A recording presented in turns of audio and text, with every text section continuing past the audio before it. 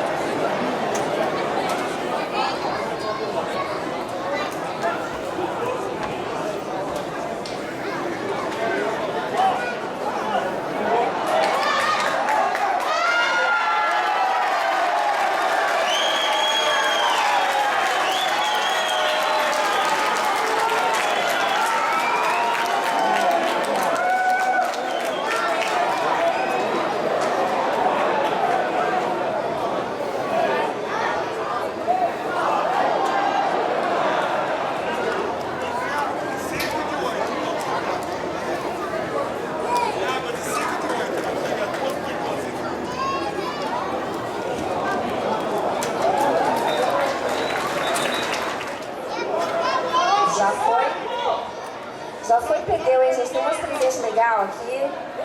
Próximo. 02041. Valendo outra camisa retrô do Guarani. Não está presente.